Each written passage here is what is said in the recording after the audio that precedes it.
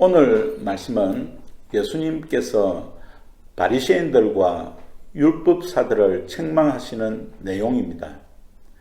바리새인들과 율법사들은 예수님을 따라다니며 계속 감시합니다. 왜냐하면 예수님께서 잘못하시는 것을 발견하면 곧바로 모세율법에 고발하기 위함입니다. 어느 바리새인이 예수님을 집에 초대했습니다. 그런데 이들은 예수님께서 식사 전에 손 씻지 않는 것을 주목합니다. 유대인들은 식사 전에 반드시 손과 발을 씻습니다. 유대인 스스로 만든 규칙으로 장로의 전통이라고 표현합니다.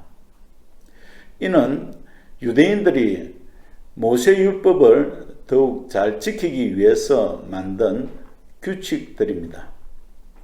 율법에는 없지만 좋은 의미의 규칙들입니다.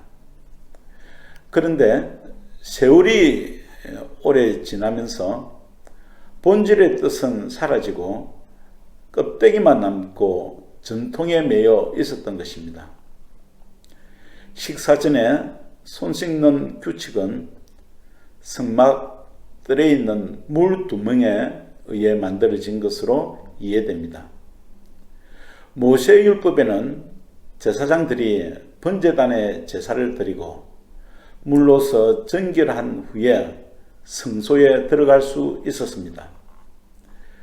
즉 번제단과 물두멍은 하나님께 나아가기 위한 유일한 속죄의 수단이었지요.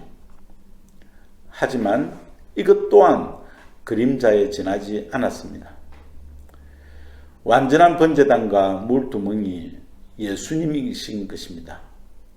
그분이 인간의 몸으로 바리새인의 식탁에 앉으신 것입니다. 예수님께서 손 씻지 않으신 것은 예수님께서 스스로 하나님이심을 드러내시고 손 씻음의 계명을 가르치기 위함이었습니다. 이런 사실을 전혀 알 길이 없는 바리새인들은 예수님을 비난하고 있는 것이지요. 예수님께서 바리새인과 율법사를 책망하신 것은 율법이나 규칙이 아닙니다. 그 속에 담긴 교훈은 전혀 지키지 않는 그들의 삶을 책망하신 것입니다. 이것을 외식이라고 말씀하셨습니다. 겉으로는 규칙을 열심히 지키지만 마음으로는 전혀 규칙을 지키지 않았던 것이지요. 주일 예배를 드려도 마음에 없는 예배를 드립니다.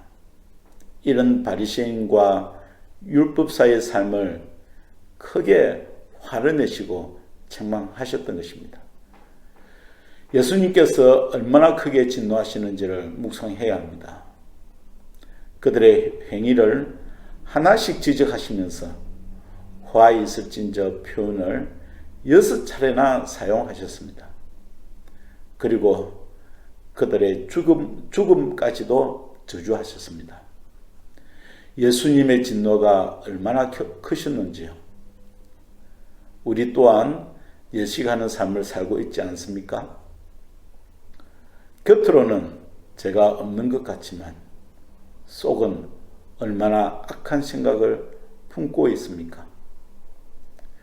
오늘 말씀은 하나님께서 외식하는 삶을 결코 용서하지 않을 것을 선포하신 것입니다.